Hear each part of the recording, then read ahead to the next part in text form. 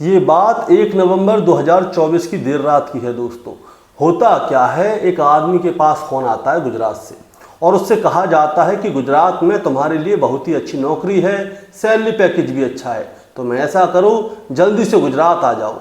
अब ये आदमी बड़ा खुश होता है क्योंकि इसके मतलब की नौकरी भी इसे मिल रही है, इसकी मन की नौकरी थी, सैलरी पैकेज भी अच्छा था। इसीलिए अपनी पत्नी से बोलता है कि ऐसा है, मेरे कपड़े पैक कर दो, मैं गुजरात जा रहा हूँ। वो पूछती है क्यों, तो ये बताता है कि मेरे को बहुत अच्छी नौकरी लगी है इसलिए गुजरात जा रहा हूँ, अब मुझसे बात मत करो। उसकी पत्नी जल्दी पल्दी उसके लिए कपड़े पैक करती है। ये आदमी रात को ही कपड़े पैक करके सीधे गुजरात के लिए निकल जाता है। अब सुबह होती है, यानी कि 2 नवंबर 2024। 2 नवंबर 2024 की सुबह इस आदमी के परिवार वाले इसकी पत्नी से पूछते हैं कि तुम्हारा पति कहाँ गया, रात को तो था, सुबह कहाँ गया। तो ये बताती है कि उनकी नौकरी लग गई गुजरात में, इसीलिए वो गुजरात गए हैं। अब दोस्तों, ये आदमी गुजरात चला तो जाता है लेकिन ये वहाँ से वापस नहीं आता। घर वाले उसे बार बार फ़ोन करते हैं तो पता चलता है कि इसका मोबाइल स्विच ऑफ है। इसीलिए इस आदमी की जो माँ है वो बहुत ज़्यादा परेशान हो जाती है। वो पुलिस चौकी जाती है रिपोर्ट लिखाने के लिए, लेकिन पुलिस चौकी में उसकी कोई भी नहीं सुनता। उससे कह देते हैं कि तुम्हारा जो बेटा है वो गुजरात गया है नौकरी के लिए। अब उसने अपना मोबाइल स्विच ऑफ कर लिया है, किसी काम में फंसा होगा, तुम क्या है बार बार आ जाती हो यहाँ पर रिपोर्ट लिखवाने के लिए। इसकी माँ बहुत ज़्यादा परेशान हो जाती है। वो बार बार पुलिस स्टेशन जाती है, पुलिस स्टेशन वाले उससे यही कह के वापस कर देते हैं कि तुम्हारा बेटा तो गुजरात गया है नौकरी करने के लिए। अब इसकी माँ दर दर की ठोकरें खा रही थी, बड़े बड़े अधिकारियों के पास गई लेकिन कोई भी समाधान नहीं हुआ, ना ही इसके बेटे के नाम की कोई मिसिंग रिपोर्ट लिखाई गई। आखिरकार जब इसकी माँ बहुत ज़्यादा परेशान हो जाती है तब जाके 19 अगस्त 2025 को, यानी कि जब इसका बेटा गायब हुआ था उसके 10 महीने बाद 19 अगस्त 2025 को ये महिला क्या करती है, कमिश्नर ऑफिस में जाती है और वहाँ जाके कमिश्नर साहब के सामने गुहार लगाती है कि मेरा बेटा गायब है और पुलिस वाले कोई कार्रवाई नहीं कर रहे। इसीलिए कमिश्नर साहब जो है आदेश करते हैं कि इनके बेटे को जल्दी से ढूंढा जाए। अब पुलिस वाले जैसे ही कमिश्नर साहब का आदेश आता है तुरंत ही काम पे लग जाते हैं, FIR दर्ज की जाती है और फिर ढूंढा जाता है कि इनका बेटा कहाँ है। और दोस्तों, जब इस महिला के बेटे को ढूंढा जाता है तो पता चलता है कि इस महिला का बेटा जो है इसी के घर के पीछे एक बगीचा है और बगीचे में 400 मीटर दूरी पर, जो इसके घर से पीछे बगीचा है वो 400 मीटर की दूरी पर है, उसी के अंदर इसके बेटे की लाश दफन है। जब पुलिस वाले उस लाश को खोद कर निकालते हैं तो पता चलता है कि लाश के नाम पर सिर्फ कुछ हड्डियां ही निकलती हैं। और दोस्तों, जब खुलासा होता है कि ये हत्या किसने की है तो सारा का सारा गांव चौंक जाता है कि आखिर इस आदमी की हत्या इस वजह से हुई है। दोस्तों, आज की कहानी में हम बस यही जानना चाहेंगे कि आखिर ये आदमी गया तो काम पे था गुजरात, लेकिन इस आदमी की जो हत्या है उसी रात को कर दी गई थी और इसको मार के उसी रात को घर के पीछे ही दफना दिया गया था। दोस्तों, कहानी शुरू करूंगा उससे पहले मैं बस आपसे यही कहना चाहूँगा कि अगर आप मेरे चैनल पर नए हैं तो चैनल को जल्दी से सब्सक्राइब कर दीजिएगा ताकि रोजाना रात को 8 बजे मैं आपके लिए एक सच्ची घटना की कहानी लेकर आ सकूं। नमस्कार दोस्तों, मैं गौरव शर्मा और आप देख रहे हैं गौरव शर्मा सफ़र। दोस्तों, आज की जो सच्ची घटना मैं आपको सुनाने जा रहा हूँ, ये सच्ची घटना शुरू होती है उत्तर प्रदेश के कानपुर ज़िले से और कानपुर के ही अंदर एक थाना लगता है, थाना सचेंडी। दरअसल दोस्तों, होता क्या है, 19 अगस्त 2025 की दोपहर की बात होती है। थाने के अंदर एक महिला आती है, बुजुर्ग महिला होती है जिसका नाम होता है सावित्री देवी। सावित्री देवी थाने के अंदर आती है और थानेदार साहब के पास जाती है और अपने बेटे शिवबीर सिंह की गुमशुदगी की रिपोर्ट लिखाती है। वो कहती है, साहब मेरा बेटा पिछले साल यानी कि 2024 की दीपावली की रात को घर से निकला था गुजरात के लिए, लेकिन उसके बाद मेरे बेटे का कोई भी अता पता ठिकाना नहीं है। वो कहाँ गया, कहाँ है, कैसा है, उसके बारे में कोई भी जानकारी नहीं है। मैंने उसके मोबाइल पे कई बार फ़ोन मिलाने की कोशिश की लेकिन उसका मोबाइल हमेशा ही स्विच ऑफ बताता है। साहब आप कैसे भी करके मेरे बेटे को जुड़वा दीजिए। अब थानेदार साहब कहते हैं कि तुम्हारा बेटा दीपावली की रात को गया था घर से और तुम अब आके हमारे पास FIR दर्ज करवा रही हो, उसकी गुमशुदगी की रिपोर्ट दर्ज करवा रही हो, ऐसा क्यों, तुम तब से क्यों नहीं आई। तब वो बताती है कि साहब दीपावली की रात को जो है जब मेरा बेटा गया था तो जो मेरी बहू है लक्ष्मी, उससे ये कह के गया था कि मैं गुजरात जा रहा हूँ और गुजरात जाके तो मैं फ़ोन कर दूंगा। अब हमने अपनी बहू लक्ष्मी से पूछा कि कहाँ है, तो वो बताती है गुजरात गया है। हम उससे पूछते हैं कि तुम्हारी बात हुई, तो वो कहती है हाँ बात तो हुई, लेकिन जो है अब उनका मोबाइल स्विच ऑफ है। तो हमने पूछा उसका मोबाइल स्विच ऑफ क्यों है। उसने बताया कि जिस कंपनी में जो उसका पति है शिवबीर सिंह, जिस कंपनी में काम करने के लिए गया है, उस कंपनी के अंदर जो है मोबाइल अलाउ नहीं है। वो जब कंपनी से बाहर आते हैं तब जाके वो हमें फ़ोन करते हैं। हम जब भी उसे फ़ोन करते थे उसका मोबाइल स्विच ऑफ होता था। उसकी बात सिर्फ हमारी बहू से हो रही थी, हमसे नहीं हो रही। साहब मैं बूढ़ी माँ हूँ, मेरा इकलौता बेटा है, मुझे बड़ी उसकी याद आती है। आज तक मेरी 1 साल हो गया, लगभग 10 महीने हो गए, मेरे बेटे से बात नहीं हो पाई। साहब मुझे लगता है कि शायद कुछ गलत है, आप जल्दी से मेरे बेटे को ढूंढ दीजिए। तो जो पुलिस वाले हैं आखिरकार 10 महीने बाद उसके बेटे की गुमशुदगी की रिपोर्ट लिख लेते हैं। अब उससे पूछा जाता है कि आखिरी बार तुम्हारे बेटे से कौन मिला था, किसकी बात हुई थी। तो वो बताती है कि आखिरी बार मेरी बहू मेरी लक्ष्मी की उससे बात हुई थी, और लक्ष्मी से ही वो कह के गया था कि वो गुजरात जा रहा है, और उसके बाद हमारी आज तक उससे कभी बात नहीं हुई। अब पुलिस वाले पूछते हैं कि तुम्हारी आखिरी बार बात कब हुई थी तुम्हारे बेटे से। तो वो बताती है कि मेरी बात जो है दीपावली से पहले हुई थी। दरअसल बात क्या है दोस्तों, जो ये महिला है सावित्री देवी, इसका एक पुश्तैनी मकान है गोंडा में, और गोंडा में ये क्या करती है, दीपावली से पहले ही जाती है और वहाँ पे जाकर दीपक जलाती है। इसीलिए जो है ये गोंडा जाने से पहले अपने बेटे शिवबीर सिंह से मिली थी, और गोंडा में जब दीपक जला के वापस अपने गांव आई, यानी कि सचेंडी आई, तब जाके इसने अपनी बहू से पूछा कि शिवबीर कहाँ है। तब उसकी बहू ने बताया कि शिवबीर सिंह जो है वो गुजरात गया है नौकरी करने के लिए। लेकिन साहब तब से लेकर आज तक का समय हो गया, मैंने अपने बेटे की ना तो शक्ल देखी, ना ही मैंने आज तक उसकी कोई आवाज़ सुनी। इसके बाद दोस्तों होता क्या है, पुलिस वाले जो हैं ये जानकारी लेने की कोशिश करते हैं कि शिवबीर सिंह गुजरात में कहाँ गया था काम करने के लिए, और शिवबीर सिंह के बारे में पूरी जानकारी निकालते हैं कि शिवबीर सिंह का गुजरात से क्या लेना देना है, किस कंपनी में काम करने गया था। इसीलिए पता चलता है दोस्तों, जो शिवबीर सिंह है वो पहले गुजरात में ही काम किया करता था। आज से कई साल पहले शिवबीर सिंह गुजरात में ही काम करता था, और वहीं पे उत्तर प्रदेश की गाजीपुर की रहने वाली एक लड़की थी जिसका नाम था लक्ष्मी से इसकी मुलाकात हो जाती है। और जब इसकी मुलाकात लक्ष्मी से हो जाती है तो इन दोनों के बीच में प्रेम प्रसंग हो जाता है, और जब प्रेम प्रसंग हो जाता है तो शिवबीर सिंह और लक्ष्मी जो है ये दोनों मिलकर शादी कर लेते हैं, और शादी के बाद इन्हें 3 बच्चे भी होते हैं। अब सब कुछ ठीक चल रहा था, लेकिन शिवबीर सिंह के मन में आती है कि हम कब तक बंजारों जैसी ज़िंदगी गुजारें। हमारे गांव में हमारे पास प्रॉपर्टी भी है, खेत भी है, ज़मीन भी है, सब कुछ है, और हम यहाँ पे गुजरात में आके काम कर रहे हैं, यहाँ पे किराए के मकान में रह रहे हैं। इसीलिए क्या होता है, आज से लगभग 7 साल पहले की बात है, यानी कि साल 2018 में शिवबीर और उसकी पत्नी लक्ष्मी जो है गुजरात से वापस सचेंडी आ जाते हैं, और सचेंडी में ही आकर रहने लगते हैं। वहीं पे अपना एक कच्चा सा मकान बना लेते हैं, उसी में उसके 3 बच्चे रहते हैं, और उसी में शिवबीर और उसकी पत्नी लक्ष्मी रहते हैं। सब कुछ ठीक चल रहा था, लेकिन अचानक से क्या होता है दोस्तों, दीपावली की रात को शिवबीर सिंह गायब हो गया।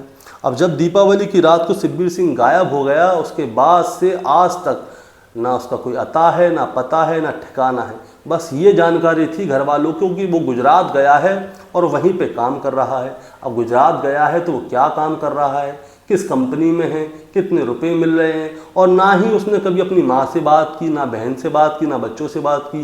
वो बात करता है तो सिर्फ अपनी पत्नी लक्ष्मी से करता है। ऐसी क्या बात है, और ऐसी कौन सी कंपनी है भैया जहाँ पे फ़ोन अलाउ ही नहीं है, क्या 24 घंटे तक फ़ोन अलाउ नहीं है। इसीलिए जो है इसकी माँ बहुत ज़्यादा परेशान हो जाती है, वो पुलिस वालों के पास जाती है। पुलिस वाले भी जानकारी लेते हैं, लेकिन शिवबीर सिंह के बारे में कोई भी जानकारी नहीं मिल पाती। इसीलिए क्या होता है दोस्तों, पुलिस क्या करती है, शिवबीर की जो है कॉल डिटेल निकलवाती है कि शिवबीर किस किस से बात करता है। तो पता चलता है कि शिवबीर का जो मोबाइल है, जब उसकी CDR निकलवाई गई थी तो शिवबीर का जो मोबाइल है पिछली साल 1 और 2 नवंबर की रात को ही स्विच ऑफ हो गया था। यानी कि 1-2 नवंबर 2024 की रात को ही स्विच ऑफ हो गया था। यानी कि दीपावली की जो रात थी जब वो गुजरात गया था, उसी रात को शिवबीर का मोबाइल स्विच ऑफ हो गया था, और मोबाइल भी उसी के गांव सचेंडी में ही स्विच ऑफ हुआ था। अब पुलिस वाले भी सोचने पर मजबूर हो गए कि शिब्बीर का मोबाइल उसी के गांव में स्विच ऑफ हुआ है। अब पुलिस वाले जब सोचने पर मजबूर हो जाते हैं तो वो क्या करते हैं, वो सीधे फिर उसकी पत्नी जो है लक्ष्मी के कॉल डिटेल निकलवाते हैं, उसकी CDR निकलवाते हैं, क्योंकि लक्ष्मी का कहना ये था कि शिब्बीर जब भी कंपनी से बाहर आता है तो उसे फ़ोन ज़रूर करता है। अब लक्ष्मी को वो किस नंबर से फ़ोन करता है इसकी भी जानकारी लेनी है। अब पुलिस वाले क्या करते हैं, जो उसकी पत्नी है लक्ष्मी, उसकी पूरी CDR निकलवाते हैं और जानकारी लेने की कोशिश करते हैं कि आखिर किस नंबर से शिब्बीर उससे बात करता है। दोस्तों, शिब्बीर का तो कोई नंबर निकलता नहीं है, लेकिन लक्ष्मी के मोबाइल में गांव के ही एक लड़के का नंबर निकल आता है और वो नंबर पे लक्ष्मी जो है घंटों घंटों तक बातें करती है, चाहे रात हो चाहे दिन हो, वो 24-24 घंटे तक उसी नंबर पे बात करती है। अब पुलिस वाले ये देखते हैं कि भाई ये किससे बात कर रही है। अब बात कर रही होगी तो अपने परिवार के लोगों से या अपने कोई खास दोस्त होगा उससे बात कर रही होगी, सहेली होगी, बहन होगी, लेकिन वो किसी भी परिवार वाले का नंबर नहीं था। वो नंबर था गांव के ही रहने वाले एक लड़के का जिसका नाम है अमित, जो कि एक हाथ से विकलांग है, यानी कि उसका एक हाथ आधा है ही नहीं। और अमित जो है शिब्बीर सिंह का भांजा है, यानी कि जो लक्ष्मी है अमित की मामी लगती है। अब क्या होता है दोस्तों, अमित से ये बहुत लंबे समय तक बात करती है और जिस रात से शिब्बीर सिंह गायब हुआ है उस रात से अब तक तो बहुत ज़्यादा देर तक बात करती है। इसीलिए पुलिस वाले बहुत ज़्यादा सोचने पर मजबूर हो जाते हैं कि आखिर ये अमित से बात क्यों कर रही है, इतनी देर तक बात क्यों कर रही है। लेकिन पुलिस वाले ना तो लक्ष्मी के पास जाते हैं, ना ही अमित के पास जाते हैं, ना ही इन्हें इन्वेस्टिगेशन के लिए बुलाते हैं। पुलिस वाले अपने सारे सबूतों को पहला पक्का कर रहे थे कि पहले सारे अपने पैरों को कदमों को पक्का कर लें, उसके बाद में ही हम इन लोगों से बात करेंगे। इसीलिए पुलिस वाले इन लोगों से बातचीत नहीं करते। पुलिस वाले जाते हैं गांव में और गांव के लोगों से पूछताछ करना शुरू करते हैं और फिर जो शिब्बीर सिंह के परिवार के लोग हैं उन सब से पूछना शुरू करते हैं। लक्ष्मी से भी पूछते हैं। लक्ष्मी यही बोलती है कि भैया वो तो गुजरात गए काम करने के लिए, कभी कभी फ़ोन कर लेते हैं। अब पुलिस वाले जो हैं, जो शिब्बीर सिंह का एक बेटा है, मैंने आपको बताया था कि शिब्बीर सिंह के 3 बच्चे और हैं। शिब्बीर सिंह का एक बेटा है जिसका नाम है रोहित, जिसकी उम्र है 10 से 12 साल। उसके पास जाते हैं और फिर उससे पूछते हैं कि बेटा तुम्हारे पापा से कब बात हुई थी आखिरी बार, तुमने अपने पापा को आखिरी बार कब देखा था। तब जाके दोस्तों जो 10-12 साल का लड़का है शिब्बीर सिंह का, जिसका नाम है रोहित, वो कुछ ऐसी बात बताता है जिसे सुनकर सभी लोग चौंक जाते हैं। अब मैं आपको बताता हूँ कि उसने बात क्या बताई थी। वो बताता है पिछले साल की बात है, दीपावली का दिन था, रात को लगभग 10 बज रहे होंगे। मैं अपने दोस्तों के साथ पटाखे बजाकर बाहर से घर पे आया था। हमारे घर पे मिठाइयाँ भी आई थी। हम सब लोग बहुत ज़्यादा खुश थे। मैं, मेरे पिता, मेरी माँ, मेरे दोनों भाई बहन, हम तीनों बहुत खुश थे। उसके बाद रात को लगभग 10 साढ़े 10 बजे के आसपास का समय होगा। दोस्तों, बच्चे को समय भी एग्जैक्टली याद था, आसपास बता रहा था। 10 साढ़े 10 बजे के आसपास का समय रहा होगा। माँ ने जो है हम सबके लिए चाय बनाई थी, मेरे लिए भी चाय बनाई थी, पापा के लिए भी चाय बनाई थी। अब हम सब लोग जैसे ही मिलकर वो चाय पी रहे थे तो मुझे वो चाय जो है पहली बार में ही कड़वी लगी। इसीलिए मैंने जो है वो चाय नहीं पी थी और मैंने अपनी चाय जो है अपने बहन भाइयों को दे दी कि तुम पी लो। इसके बाद मेरे बहन, भाई, मम्मी, पापा, इन चारों ने चाय पी थी, मैंने नहीं पी थी। इसके बाद हम सब लोग सो गए। अब जब रात ज़्यादा हुई तो रात को मुझे अचानक से घर में खटपट की आवाज़ें सुनाई दी। अब खटपट की आवाज़ें सुनाई दी तो मुझे ऐसा लगता था कि जैसे घर में लोग जागे हुए हैं और कोई काम चल रहा है। मेरी आंखें खुली और फिर मैंने देखा कि मेरी मम्मी और जो हमारे गांव के अमित भैया हैं वो दोनों थे और वो पापा को उठाकर कहीं ले जा रहे थे। मैंने उनको ध्यान से देखा तो पापा के सर से जो है खून निकल रहा था, खून में लथपथ थे। और जो अमित है उसने जो है पापा को सर की तरफ से उठाया हुआ था, यानी कि बॉडी के अपर पार्ट से। और जो मम्मी है, मम्मी ने पापा को जो है पैरों की तरफ से पकड़ा हुआ था। इसके बाद वो पापा को बाहर लेकर गए और उसके बाद बाहर से दरवाज़ा लगा दिया। और उसके बाद क्या हुआ मुझे नहीं पता। अब पुलिस वाले उससे पूछते हैं, क्या तुमने बाहर जाने की कोशिश नहीं की, देखना नहीं चाहा कि वो कहाँ लेकर गए। वो कहता है कि मुझे नहीं पता, बाहर से दरवाज़ा बंद था। तो पुलिस वालों ने उससे कहा कि जब तुमने ये सारी चीज़ें देखी थी तो तुमने दूसरे दिन पूछा नहीं मम्मी से पापा कहाँ गए। वो बोलता है कि हमने पूछा तो था। तो मम्मी ने बताया कि पापा जो हैं गुजरात गए काम करने के लिए। फिर मैंने मम्मी को थोड़ी सी बात भी बताई थी रात की, तो मम्मी ने मुझे बहुत बुरी तरह से मारा पीटा और उन्होंने मुझसे कहा कि अगर इस बात के बारे में तुमने किसी को भी बताया तो जो तुम्हारे पापा के साथ किया है वही तुम्हारे साथ करूँगी, कभी सोचना भी मत ये वाली बात किसी को बताने के लिए। इसीलिए मैं आज तक डरा रहा, सहमा रहा। मेरी माँ ने जो है मुझे चिमटे से दागा भी था, गर्म चिमटे से बच्चे को डराते ना, उस तरह से दागा भी था और साफ साफ कह दिया कि इस बात के बारे में कभी भी किसी को मत बताना। दोस्तों ये वाली बात जो है रोहित पुलिस वालों को गांव वाले के सामने बता रहा था। अब गांव वाले भी ये वाली बात सुनकर सहम गए कि बच्चे के सामने सब कुछ हुआ था, लेकिन बच्चे को डरा के धमका के रखा गया था, इसीलिए बच्चे ने किसी को कुछ भी नहीं बताया था। अब पुलिस वाले क्या करते हैं, तुरंत जो अमित है उसे उठाते हैं और थाने लेकर आते हैं, और इधर से जो लक्ष्मी है शिब्बीर की पत्नी उसे भी उठाते हैं और थाने लेकर आते हैं, और फिर अमित के साथ सख्ताई बरतते हैं और लक्ष्मी से बड़े प्रेम से पूछते हैं कि बताओ तुमने क्या किया, कैसे कैसे किया, क्योंकि हमारे पास जो गवाह है उसने तुम्हें तुम्हारे पति को उठाते हुए देखा है। दोस्तों अमित और लक्ष्मी ये दोनों लोग जो हैं अपनी बात कबूल कर लेते हैं कि हाँ हमने ही शिब्बीर सिंह की हत्या की है। अब उन लोगों से पूछा जाता है कि तुमने शिब्बीर सिंह की हत्या क्यों की और कैसे की और उसकी बॉडी कहाँ है। पूरी कहानी शुरू से लेकर आखिर तक बताओ। तब जाके जो अमित है वो पूरी कहानी शुरू से लेकर आखिर तक बताता है कि आखिर हुआ क्या था। वो बताता है कि आज से लगभग 6-7 साल पहले की बात है, जो लक्ष्मी और जो उसका मामा है शिब्बीर, ये लोग गुजरात से गांव आए थे और गांव में जब ये आके रहने लगे तो इसका जो है आना जाना हो गया था लक्ष्मी के यहाँ पे। अब जब लक्ष्मी के यहाँ पे आना जाना हो गया तो थोड़े ही समय बाद जो अमित है उसका प्रेम प्रसंग अपनी मामी के साथ हो गया। अमित एक हाथ से विकलांग है दोस्तों, मैं आपको बताना चाहता हूँ। अब प्रेम प्रसंग हो गया तो ये क्या करता था, उसके साथ शारीरिक संबंध भी बनाता था, उससे मिलता था, जुलता था, हंसी मजाक करता था। इस बात के बारे में लक्ष्मी के पति शिब्बीर सिंह को पता चल गई। अब जैसे ही उसे पता चली तो उसने जो है अमित का घर में आना बंद कर दिया और लक्ष्मी को डांटता था, फटकारता था और मारता पीटता भी था, क्योंकि लक्ष्मी जो है मान नहीं रही थी, इसीलिए वो उसे मारता पीटता था। शिब्बीर सिंह, लक्ष्मी और जो अमित है उसका भांजा, इन दोनों के बीच का रोड़ा बन रहा था। इसीलिए इन दोनों ने जो है शिब्बीर सिंह को रास्ते से हटाने का तय कर लिया कि शिब्बीर सिंह को रास्ते से हटा दिया जाए। इसीलिए इन्होंने दिन चुना दीपावली की रात, क्योंकि उस रात को जो है शिब्बीर सिंह की माँ सावित्री देवी घर पर नहीं थी, वो गई थी गोंडा दिया जलाने, और ये वाली बात लक्ष्मी को पता थी कि सास घर पे नहीं रहेगी, इसी बीच में हमें कुछ ना कुछ करना है। अब दोस्तों होता क्या है, ये लोग प्लानिंग कर लेते हैं पूरी। दीपावली की रात होती है, जो छोटा बच्चा था रोहित वो पटाखे जलाने के लिए बाहर गया था, रात को लगभग 10 बजे घर पे आ जाता है। अमित ने पहले से ही कोई नशीला पदार्थ दिया हुआ था लक्ष्मी को, ताकि वो उसे चाय में पिला दे और घर के जितने भी लोग हैं वो बेहोशी में सो जाएं। अब जो रोहित था उसे चाय जो है पहले ही घुट में कड़वी लगी, इसीलिए उसने चाय पी नहीं, अपने बहन भाइयों को दे दी, इसीलिए उसको ऐसी नींद भी नहीं आई। लेकिन शिब्बीर सिंह हो चाहे रोहित के दोनों बहन भाई हों, ये तीनों लोग जो है बेहोश हो गए थे।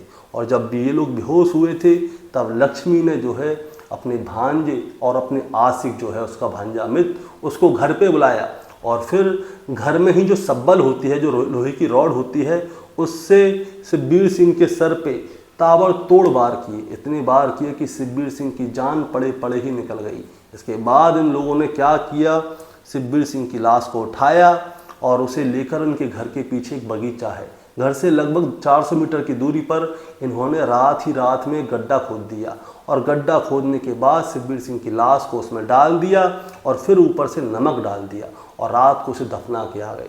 दोस्तों इसके बाद क्या होता है, ये लोग जो है सबूत मिटाने के लिए और बॉडी को गलाने के लिए किस्तों में वहाँ पे जाया करते थे और शिब्बीर सिंह की लाश के ऊपर नमक की बोरियां डालते थे, नमक डाल के आया करते थे, ताकि शिब्बीर सिंह की जो है पूरा शरीर गल जाए।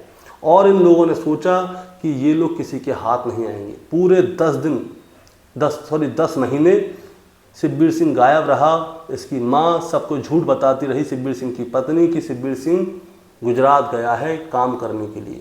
लेकिन शिब्बीर सिंह की माँ अपने बेटे से मिलने के लिए तरस रही थी, इसीलिए वो पुलिस स्टेशन जाती है, कमिश्नर साहब तक के पास जाती है, तब जाके पुलिस वाले इस मामले को सुलझा पाते हैं। अब पुलिस वाले लक्ष्मी और जो उसका आशिक है यानी कि उसका भांजा अमित उससे पूछते हैं कि जहाँ पे तुमने लाश दफनाई थी हमें वहाँ पे लेके चलो। अब पुलिस वाले इनके साथ जाते हैं जहाँ पे इन्होंने लाश दफनाई थी यानी कि मौका वारदात पर, और वहाँ पे खुदाई करवाना शुरू करते हैं तो पता चलता है वहाँ पे लाश होती ही नहीं है। अब वहाँ पे लाश नहीं होती तो पुलिस वाले चौंक जाते हैं, क्योंकि लाश के नाम पे वहाँ पे सिर्फ 2-4 हड्डियाँ ही पाई थी। पूरी की पूरी जो लाश के कंकाल होता है वो गायब था, यानी कि सर धड़ ये सब गायब था। वहाँ पे था तो सिर्फ 2-4 हड्डियाँ, एक लॉकेट जो शिवबीर सिंह पहनता था और कुछ कपड़े। अब उनसे पूछा जाता है कि लाश कहाँ है ये बताओ। तब जाके वो बताते हैं कि बीच में एक बार कुत्तों ने क्या किया था, शिवबीर सिंह की लाश को मिट्टी खोद के बाहर निकाल लिया था। उसकी यानी कि हड्डियां जो बची थीं कुत्तों ने वो बाहर निकाल ली। इसीलिए इन दोनों ने क्या किया, मिलके जो हड्डियां थीं रात के समय पे ही वो हड्डियों को उठा के पास में ही एक नाला था वहाँ पे फेंकाई, जिसमें कि सारी हड्डियां बह गईं, और रात में ही उस गड्ढे को दोबारा से दफना दिया। इन्होंने सोचा कि शायद सारी हड्डियां ये फेंकाए हैं, लेकिन कुछ हड्डियां जो हैं उस गड्ढे के अंदर रह गईं। शिवबीर सिंह का लॉकेट भी रह गया और उसके कपड़े भी रह गए। इनकी शिनाख्त शिवबीर सिंह के बेटे ने की और उसने देखते ही पहचान लिया कि ये कपड़े ये लॉकेट उसी के पिता का है।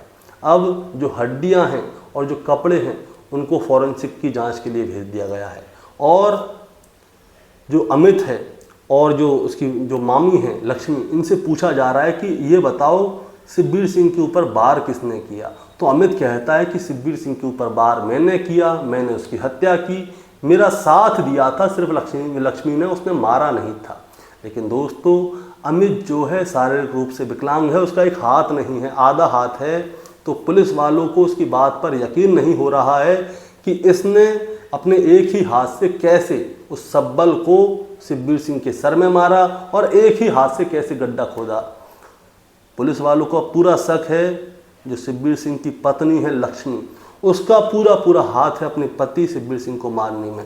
अब लक्ष्मी से पूछा जाता है कि तुमने अपने पति को क्यों मार डाला, तो वो बताती है कि मेरा पति मुझे बहुत बुरी तरह से मारता था, पीटता था, इसीलिए मैंने उसको जान से मार दिया। लेकिन दोस्तों वो मारता पीटता सिर्फ इसलिए था क्योंकि उसे अपनी पत्नी लक्ष्मी के बारे में पता चल गया। वो गलत काम नहीं करती तो क्यों मारता पीटता।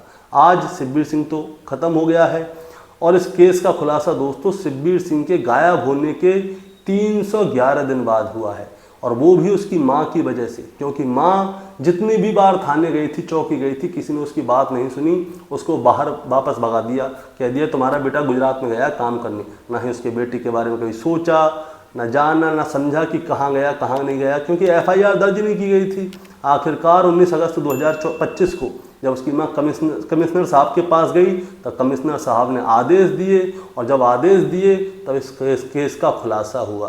दोस्तों अगर शिवबीर सिंह की माँ कमिश्नर साहब के पास नहीं जाती तो आज भी इस केस का खुलासा नहीं हो पाता कि शिवबीर सिंह गया तो गया कहाँ। दोस्तों इस कहानी को सुनाने का मतलब आपको परेशान करना है, विचलित करना बिल्कुल नहीं है, बस आपको बताना है और जताना है।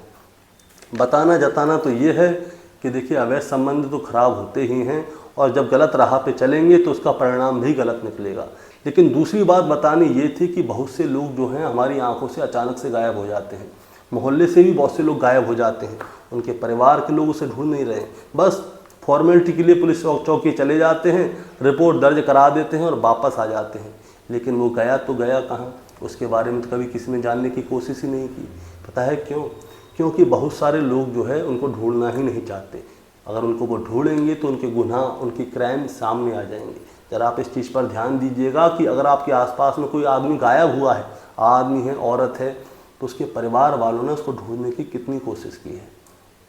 जिनका खोया है वो तो ढूंढेगा, लेकिन जिसका नहीं खोया वो सिर्फ कुछ फॉर्मेलिटी ही पूरी करेगा। दोस्तों आपका क्या कहना है इस कहानी के बारे में, आप ज़रा हमें कमेंट में बताएं। चैनल पे नए हैं तो सब्सक्राइब करके जाएं ताकि रोज़ाना रात को 8 बजे मैं आपके लिए एक सच्ची घटना की कहानी लेकर आ सकूं। नमस्कार।